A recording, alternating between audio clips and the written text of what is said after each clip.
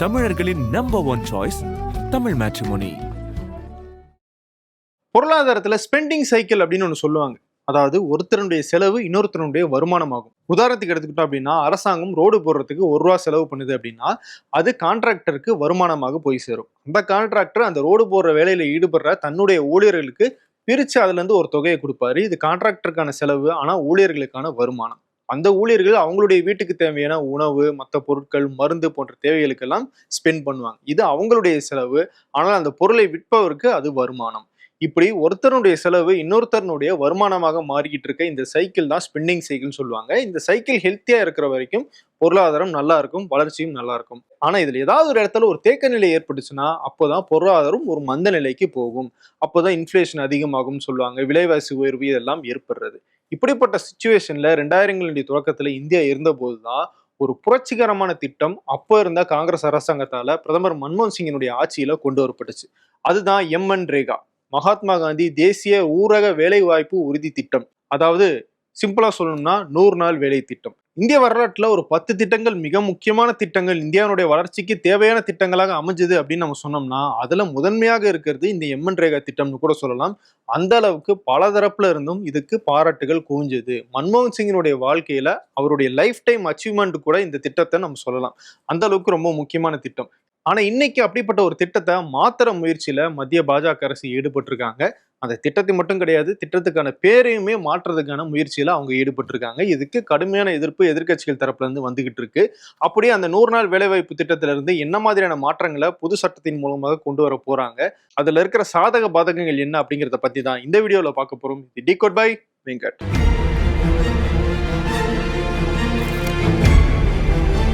முதல்ல இந்த 100 நாள் வேலைவாய்ப்பு திட்டம் ஏன் கொண்டு வரப்பட்டுச்சு அப்படிங்கிற அந்த அடிப்படை காரணத்துக்கு வருவோம். 1990கள் 2000கள்ல நகர்ப்புற இந்தியாவுக்கும் கிராமப்புற இந்தியாவுக்குமான இடைவெளி அப்படிங்கிறது ரொம்ப பெருசா இருந்துச்சு. குறிப்பா நகர்ப்புற இந்தியாவில் இருக்கிற வருமானத்துக்கும் கிராமப்புற இந்தியாவில் இருக்கிற வருமானத்துக்குமான இடைவெளி ரொம்பவே பெருசா இருந்துச்சு. ரொம்ப சொற்பமான வருமானத்துல கிராமப்புற மக்கள் வாழ்ந்துகிட்டு இருந்தாங்க. பெரும்பாலும் ஏழ்மை நிலையில தான் இருந்தாங்க. குறிப்பா விவசாயிகள் அதிகமாக இதுல பாதிக்கப்பட்டவங்களா இருந்தாங்க. விவசாயம் பொய்த்து போயிருச்சு, வறட்சி ஏற்பட்டுச்சு.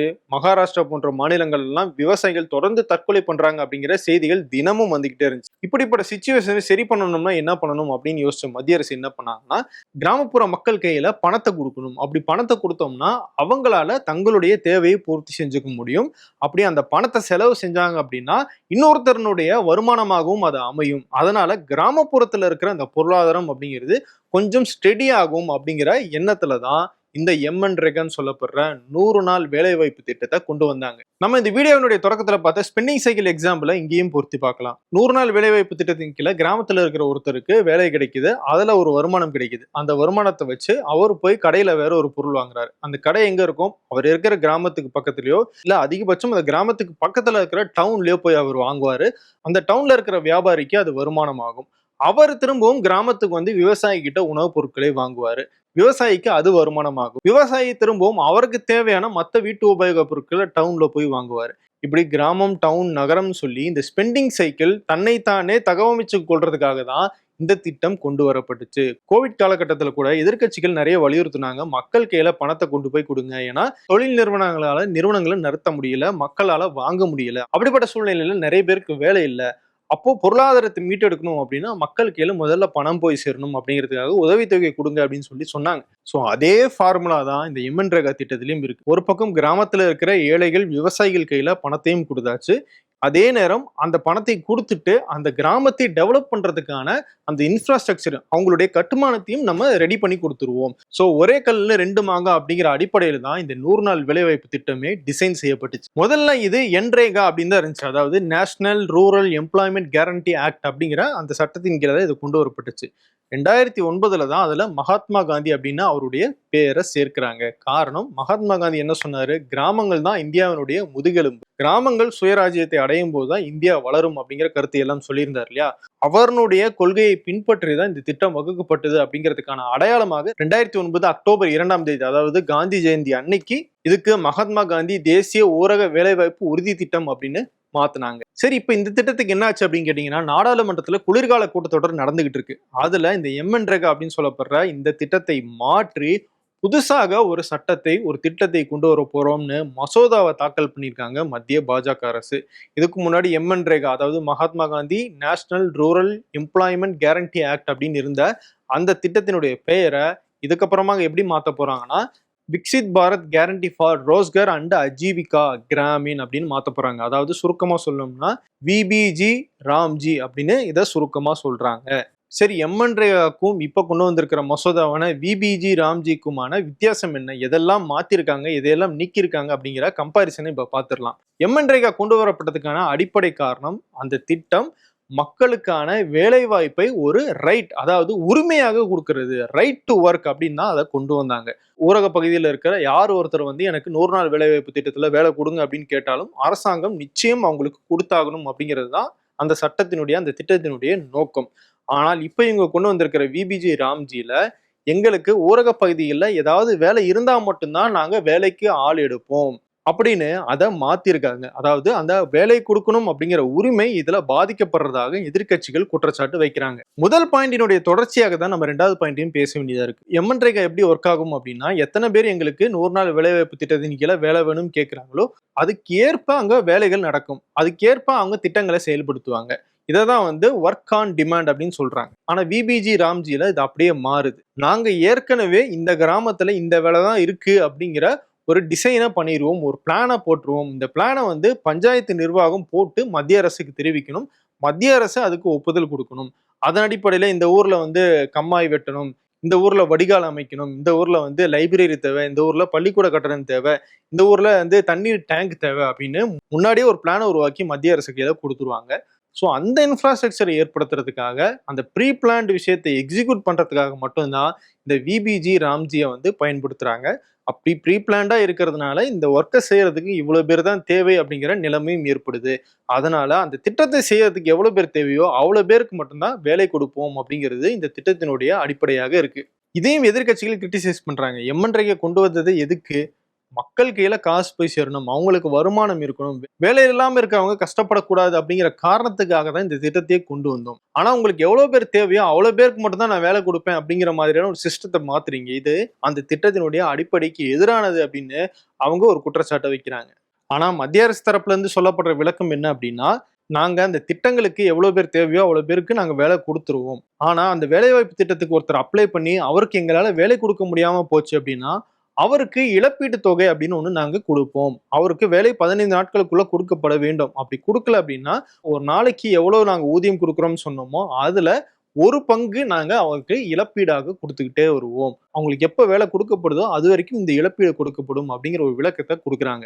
மத்திய அரசு சொல்லியிருக்கிற இந்த விளக்கம் தான் 3வது பாயிண்ட்டும் கூட. ஏன்னா இந்த 3வது பாயிண்ட் அவங்க சொல்ற அந்த இழப்பீடு விஷயம் எம்என்ரேகாவிலுமே இருக்கு. எம்என்ரேகாவிலையும் ஒரு நபர் வேலைக்காக விண்ணப்பிச்சு 15 நாட்களுக்குள்ள அவருக்கு வேலை கொடுக்க முடியல அப்படின்னா ஒரு நாள் ஊதியத்துல 4ல் 1 பங்கு அவங்களுக்கு இழப்பீடாக கொடுக்கணும் அப்படிங்கிறது அதுலயுமே இருந்த ஒரு விதி தான். அந்த விதி இதுலயும் கேரி ஓவரா இருக்கு. ஆனா அதுல வேலை கொடுக்கிற அந்த மெத்தட் மட்டும் மாத்தப்பட்டிருக்கு. இதுக்கு எதிர்கட்சிகள் எதிர்ப்பு தெரிவிச்சிருக்காங்க. 4வது மிக முக்கியமானது 100 நாள் வேலைவாய்ப்பு திட்டம் அப்படின்னு இருந்ததை 125 நாளாக எக்ஸ்டெண்ட் பண்றோம் அப்படின்னு சொல்லி மத்திய அரசு சொல்லியிருக்காங்க. 125 நாட்களாக எக்ஸ்டெண்ட் பண்ணாலும் வேலைக்கு ஆட்கள் எடுக்கிற அளவு குறைவாக இருக்கிறதுக்கு வாய்ப்பு இருக்கு அப்படிங்கிற குற்றச்சாட்டை எதிர்கட்சிகள் வச்சிருக்காங்க. அடுத்தது ஊதியம். ஊதியத்தை பத்தி இன்னும் தெளிவாக இவ்வளவுதான் கொடுக்க போறோம் அப்படின்னு விபிஜி ராம்ஜில எதுவும் சொல்லல. ஆனால் நிச்சயமாக எம்என்ரேகாவில் எவ்வளவு ஊதியம் கொடுத்துட்டு இருக்காங்களோ அதை விட நாங்க கம்மியா கொடுக்க மாட்டோம் அப்படிங்கறத தெளிவுபடுத்தியிருக்காங்க. அதை தெளிவுபடுத்திட்டு இன்னொரு விஷயத்தையும் சேர்த்து சொல்லியிருக்காங்க. ஒவ்வொரு மாநிலத்துக்கும் ஏற்ற மாதிரி நாங்க ஒரு தினக்கூலியை நிர்ணயிப்போம். இவ்வளவுதான் அப்படின்னு இந்தியா ஃபுல்லா கிடையாது. ஒவ்வொரு மாநிலத்துல ஒவ்வொரு பஞ்சாயத்துல என்ன மாதிரியான தேவை இருக்கு அப்படின்றத பொறுத்து நாங்க அந்த ஊதியத்தை நிர்ணயிப்போம் அப்படிங்கிறதையும் மத்திய அரசு அந்த புதிய மசோதாவில் சொல்லியிருக்காங்க. இதுக்குமே கொஞ்சம் ஆட்சேபனைகள் வர ஆரம்பிச்சிருக்கு. சரி, அடுத்த முக்கியமான விஷயம், இந்த ஊதியம் தரத்துக்கெல்லாம் யாரு பணம் கொடுக்கறது அப்படிங்கிற அந்த விஷயம் தான். எம்என்ரேகா அப்படிங்கிறது ரைட் ஃபார் ஒர்க்குக்கான ஒரு திட்டம் அப்படிங்கிறதுனால மத்திய அரசு அதுக்கான முழு பொறுப்பையும் ஏத்துக்கிட்டாங்க. அதனாலதான் வேலை கொடுக்கல அப்படின்னா நாங்க இழப்பீடு கொடுக்குறோம் அப்படிங்கிற அந்த விஷயத்தையும் அந்த எம்என்ரேகா சட்டத்துல கொண்டு வந்தாங்க. அதன் அடிப்படையில மத்திய அரசு 90% நிதியையும் மாநில அரசு 10% நிதியையும் கொடுத்தா போதும் அப்படிங்கிறது எம்என்ரேகாவுடைய சிஸ்டம். ஆனா இப்போ மத்திய பாஜக அரசு கொண்டு வந்திருக்கிற விபிஜி ராம்ஜி திட்டத்தின் கீழே மத்திய அரசு 60% தான் கொடுப்பாங்க, மாநில அரசு 40% உயர்த்தி பங்காற்றணும் அப்படின்னு சொல்லியிருக்காங்க. இதுக்கு கடுமையான எதிர்ப்பு எழுந்திருக்கு. குறிப்பா இன்னைக்கு இருக்கிற அரசியல் சூழலை கொஞ்சம் நம்ம பார்க்கணும். ஏன்னா ஜிஎஸ்டி மூலமாக மாநிலங்களுக்கு வர வருவாய் அப்படிங்கிறது குறைஞ்சிருச்சு. குறிப்பா தமிழ்நாடு மாதிரியான வேகமாக வளர்ந்துட்டு இருக்கிற மாநிலங்கள்ல எந்த மாநிலங்கள் பின்தங்கி இருக்கோ அவங்களுக்கு தான் ஜிஎஸ்டி வருவாயிலிருந்து அதிகமாக பங்கு கொடுக்கப்பட்டுக்கிட்டு இருக்கு. அப்போ மாநிலங்களுக்கான அந்த வருமானம் அப்படிங்கிறது குறைஞ்சிருச்சு ஏற்கனவே. இப்போ அந்த சுமையை அதிகரிக்கிற வகையில இந்த விபிஜி ராம்ஜி திட்டத்தின் கீழே 40% செலவை மாநில அரசு செய்யணும்னு சொல்றது எப்படி நியாயம் அப்படின்னு எதிர்க்கட்சிகள் ஆளுகிற மாநிலங்களுடைய அரசாங்கங்கள் கேள்வி எழுப்புறாங்க. ஒண்ணு. ரெண்டாவது விஷயம், இந்த நிதி கொடுக்கிற பிரச்சனையில மத்திய அரசு செஞ்சுக்கிட்டு இருக்கிற அரசியல் தான். ஏற்கனவே தமிழ்நாடு அரசினுடைய பள்ளி கல்வித்துறைக்கு சமகிரகா சிக்ஷா திட்டத்தின் கீழே மத்திய அரசு 2000 கோடி ரூபாய் கொடுக்கணும். அந்த பணத்தையே கொடுக்காம நிறுத்தி வச்சிருக்காங்க. காரணம், தேசிய கல்விக் கொள்கையில தமிழ்நாடு அரசு கையெழுத்து போடல அப்படிங்கறதுனாலதான். சோ இந்த மாதிரியான அரசியல் மோதல்கள் மக்களுடைய கல்வி, சுகாதாரம் போன்ற விஷயங்கள்ல தலையிடும் போது பாதிக்கப்படுறது என்னவோ மாநிலத்தினுடைய மக்கள் தான்.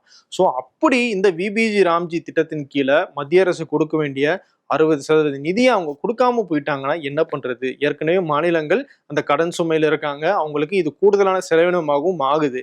அப்போ கிரவுண்ட்ல பணம் டிஸ்ட்ரிபியூட் பண்ற வேலையை செய்ய வேண்டியது மாநில அரசு. அதை அவங்க செய்யல அப்படின்னும் போது அது நேரடியாக மாநில அரசுக்கு கெட்ட பேர் ஏற்படுத்தி விடாதா? அந்த இடத்துல இவங்க அரசியல் செய்ய மாட்டாங்களா? நிதி போய் சேரல அப்படின்னா கிராமங்கள் எப்படி வளரும்? கிராம மக்கள் கோபம் அடைய மாட்டாங்களா? அந்த கோபங்கள் எல்லாம் எங்க மேல திரும்பாதா அப்படிங்கிற கேள்விதான் எதிர்க்கட்சிகள் ரொம்ப அழுத்தமாக வைக்கிறாங்க.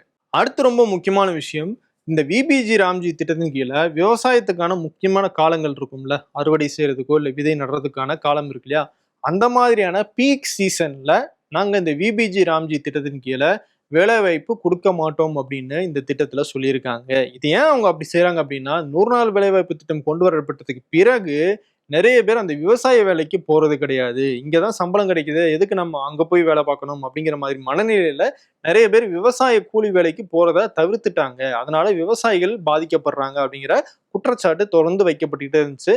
அதை சரி செய்யறதுக்காக தான் அந்த விவசாயத்துக்கான பீக் சீசன்ல நாங்க இந்த வேலையை கொடுக்க மாட்டோம், இந்த வேலைக்கு வரவங்க எல்லாம் அங்க போய் வேலை பார்க்கட்டும் அப்படிங்கிற அடிப்படையில இதை கொண்டு வந்திருக்கோம்னு மத்திய அரசு சொல்றாங்க. அவங்களுடைய நோக்கம் பல்வேறு தரப்புல இருந்து வரவேற்பு பெற்று இருக்கு. ஆனா இன்னொரு பக்கம், அப்படி போய் விவசாய கூலியாக வேலை பார்க்கறவங்களுக்கு அந்த விவசாய நிலத்தை சேர்ந்தவங்க சரியான கூலியை தராங்களா, அதை கண்காணிக்கிறதுக்கு மத்திய அரசாங்கம் என்ன பண்ண போறாங்க, அதை இந்த கூலியை அவங்க கொடுத்தே ஆகணும் அப்படிங்கிறத உறுதிப்படுத்துறதுக்கு மத்திய அரசாங்கம் என்ன பண்ண போறாங்க அப்படிங்கிற கேள்விகளுக்கெல்லாம் இந்த மசோதாவில் எந்த விதமான பதிலும் இல்லை. அதுவும் இதுல ஒரு குறைபாடாக பார்க்கப்படுது. இன்னொரு பக்கம் எம்என் ரெகானுடைய நெகட்டிவ் சைட்ஸாக நிறைய குற்றச்சாட்டுகள் சொல்லப்பட்டது என்ன அப்படின்னா, இந்த 100 நாள் வேலைவாய்ப்பு திட்டம் கிராமப்புற மக்களுக்கு பெரிய அளவுல உதவி செஞ்சாலும் இன்னொரு பக்கம் அதை நிறைய பேர் மிஸ்யூஸ் பண்றாங்க. அரசு அதிகாரிகளும் அதுல ஊழல் பண்றாங்க. சரியான பணத்தை அந்த மக்களுக்கு கொடுக்கறது கிடையாது. ஒரு பிடித்தம் செஞ்சுட்டு அவங்களுக்கான கமிஷன் எடுத்துட்டு அதை கொடுக்குறாங்க. இப்படிங்கிற குற்றச்சாட்டுகள் எல்லாம் ஒரு பக்கம் வைக்கப்பட்டுச்சு. அதனாலேயே சரியாக வேலை நடக்காம இருந்துச்சு. 100 நாள் வேலைவாய்ப்பு திட்டம் அப்படின்னு சும்மா போறாங்க வராங்களே தவிர அவங்களுக்கு எந்த வேலைகளும் கொடுக்கறது இல்லை, அவங்களுக்கு சரியான பணமும் கொடுக்கறது இல்லைன்ற மாதிரியான குற்றச்சாட்டுகளும் இன்னொரு பக்கம் இருந்துச்சு. இதை அட்ரஸ் பண்ற வகையில மத்திய அரசு இந்த புதிய சட்டத்தில் என்ன பண்ணிருக்காங்க அப்படின்னா, எல்லாத்தையுமே டிஜிட்டலைஸ் ஆக்கியிருக்காங்க.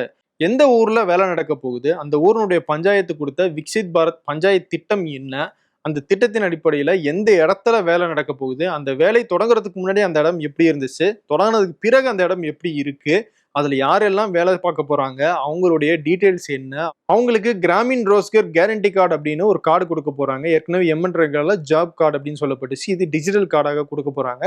அது போக special Gramin Rozgar guarantee card அப்படின்னு இன்னொரு கார்டையும் கொடுக்க போறாங்க. அதுல கணவனை இழந்து தனியாக வசிக்கிற பெண்கள், முதியோர்கள், மாற்றுத்திறனாளிகள் போன்றவங்களுக்கு அதுல ஒரு ஸ்பெஷல் ப்ரிஃபரன்ஸ் கொடுத்து அந்த கார்டையும் கொடுக்குறாங்க. அதனால ஒருத்தர் எத்தனை நாள் வேலை பார்த்தாரு, அவருக்கு எவ்வளவு சம்பளம், அவர் என்ன வேலை பார்த்தாரு, எங்க வேலை பார்த்தாரு, அவருடைய வீடு என்ன, அட்ரஸ் என்ன அப்படின்னு A to Z டீடைல்ஸ் எல்லாமே டிஜிட்டலைஸ் ஆக்கப்பட போகுது.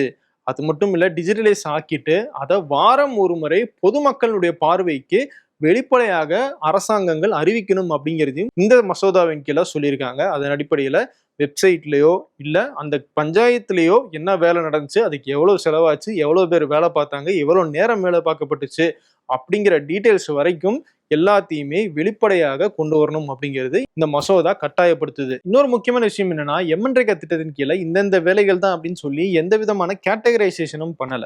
ஆனா விபிஜி ராம்ஜி திட்டத்துல 4ஆக என்ன மாதிரியான வேலைகள் செய்ய போறாங்க அப்படிங்கிறத பிரிச்சிருக்காங்க. முதல்ல நீர்நிலைகள் சார்ந்த பணிகள், ஏரி கண்மாய்கள் தூர்வாடுறது, கால்வாய்கள் அமைக்கிறது, ஊருக்கான தண்ணீர் தொட்டிகள் உருவாக்குறது, குடிநீர் வசதி போன்ற தண்ணீர் சார்ந்த உட்கட்டமைப்பு வசதிகளை சரி பண்றது அப்படிங்கிறது ஒரு வேலை. ரெண்டாவது, ஊரினுடைய உட்கட்டமைப்பு வசதிகள், சாலை போடுறது, அங்கன்வாடி மையங்கள் உருவாக்குறது, பள்ளிகளுக்கு கட்டடம் கட்டுறது, லைப்ரரி கட்டுறது போன்ற இந்த கிராமம் செயல்படுறதுக்கு என்ன மாதிரியான உட்கட்டமைப்பு வசதிகள்லாம் தேவைப்படுதோ அதை கட்டும் பணிகள்ல இந்த 125 நாள் வேலை திட்டத்தின் கீழே இருக்கிறவங்க வேலை செய்யணும் அப்படிங்கிறதையும் சொல்லியிருக்காங்க. மூன்றாவது, வாழ்வாதாரம் சார்ந்த திட்டங்கள், அதாவது மாடு, கோழி, ஆடுகளுக்கான அந்த பண்ணைகள் அமைத்தல், அவங்களுக்கான கொட்டகைகள் அமைத்தல், ஊரினுடைய நெல் உற்பத்தி இல்லை மற்ற பயிர் உற்பத்தியை சேவ் பண்ணி வைக்கிறதுக்கு, ஸ்டோர் பண்ணி வைக்கிறதுக்கான கட்டடம் கட்டுறது, இந்த மாதிரியான திட்டங்களை தான் இவங்க வாழ்வாதாரத்தின் கீழே கொண்டு வரப்படுற வேலைகள்னு சொல்றாங்க. அதையும் இதுல செய்யணும் அப்படின்னு சொல்றாங்க. இது போக கடைசியாக வெதர்னால ஏற்படுற பாதிப்புகள், அதாவது புயல் ஏற்படலாம், அதிகமான மழை வெள்ளங்கள் ஏற்படலாம், இல்ல கடுமையான வெயில்னால வறட்சி ஏற்படலாம். இந்த மாதிரியான சுச்சுவேஷன்ல அந்த கிராமம் என்ன மாதிரியான ஏற்பாடுகளை செய்யணுமோ அதுக்கான வேலைகளில் ஈடுபடுறதையும் இதுல ஒரு கேட்டகரியாக சேர்த்திருக்காங்க. இதுல கவனிக்க வேண்டிய இன்னொரு முக்கியமான விஷயம், எம்என்ரேகா திட்டத்துல 33% பெண்களுக்கு இடஒதுக்கீடு கொடுக்கப்பட்டிருந்துச்சு. அவங்களுக்கு முன்னுரிமை கொடுக்கப்படும். கண்டிப்பாக 33% பெண்கள் இருக்கணும் அப்படிங்கிறது கட்டாயம். ஆனா விபிஜி ராம்ஜியில அந்த கட்டாயம் கிடையாது. முன்னுரிமை கொடுக்கறதுக்காக தான் அந்த ஸ்பெஷல் கேரண்டி ரோஸ்கர் கார்டு அப்படின்னு ஒரு கார்டை கொடுக்குறாங்க. ஆனா கட்டாயமாக இவ்வளவு சதவீதம் பெண்கள் இருக்கணும் அப்படிங்கிற மாதிரி வரையறை இதுல இல்லை. அவங்களுக்கு முன்னுரிமை கொடுத்து அந்த அதிகாரிகள் அவங்கள வேலைக்கு எடுக்கணும் அப்படின்னு தான் சொல்லியிருக்காங்களே தவிர அதுல எந்தவித ஃபார்முலாவோ கால்குலேஷனும் இல்லை. அந்த அதிகாரி சரியா செயல்படலை அப்படின்னா அந்த முன்னுரிமைகளை அவர் சரியா கொடுக்காம போகவும் வாய்ப்பு இருக்கு அப்படிங்கிற குற்றச்சாட்டையும் எதிர்க்கட்சிகள் எழுப்பியிருக்காங்க. இதையெல்லாம் விட மிக முக்கியமாக இப்போ அரசியலாகி இருக்கிற பிரச்சனை என்ன அப்படின்னு பார்த்தோம்னா, மகாத்மா காந்தி தேசிய ஊரக வேலைவாய்ப்பு உறுதி திட்டம் அப்படிங்கிறத அந்த பெயரை மாத்தினது தான். குறிப்பா மகாத்மா காந்தியினுடைய பெயரை இந்த திட்டத்தினுடைய பேர்ல இருந்து தூக்குனது தான். இந்த திட்டத்தினுடைய அடிப்படை நோக்கமே என்ன, கிராமங்கள் தான் இந்தியாவினுடைய ஆன்மாக்கள் அப்படிங்கிற அடிப்படையில உருவாக்கப்பட்டது. கிராம மக்களுடைய வாழ்க்கை முன்னேற்றத்துக்கு உதவணும் அப்படிங்கறதுக்காக கொண்டு வரப்பட்ட திட்டம் தான். அப்படிப்பட்ட மகாத்மா காந்தியினுடைய பெயரை இதுல கொண்டு வரல அப்படிங்கிறது மிகப்பெரிய அரசியலாகி இருக்கு. பாஜக அரசு திட்டமிட்டே மகாத்மா காந்தியினுடைய பெயரை நீக்கணும் அப்படிங்கிறதுக்காகவே இந்த பேரை மாத்திருக்காங்க. அவங்க பாஜக அரசு சொல்றது என்னன்னா, நாங்க இதுல ராம்ஜி அப்படின்னு சொல்லியிருக்கோம். மகாத்மா காந்தி என்ன சொன்னாரு, ராமராஜ்யத்தை கொண்டு வரணும்னு சொன்னாரு. அதனால அவர் சொன்னதை தான் நாங்க பேரா வச்சிருக்கோம். இதுல அவருக்கு எந்த விதமான அவமரியாதையும் நாங்க ஏற்படுத்தல அப்படிங்கிற விளக்கத்தை அவங்க தரப்புல இருந்து சொல்றாங்க.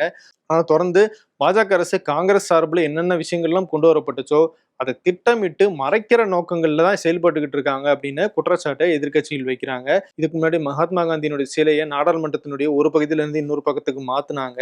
ஒரு பக்கம் மகாத்மா காந்தியை புகழ்ந்து பேசிட்டு இன்னொரு பக்கம் கோட்சேவை பாஜகவினரும் RSSினரும் ரொம்ப புகழ்ந்து பேசிக்கிட்டு இருக்காங்க.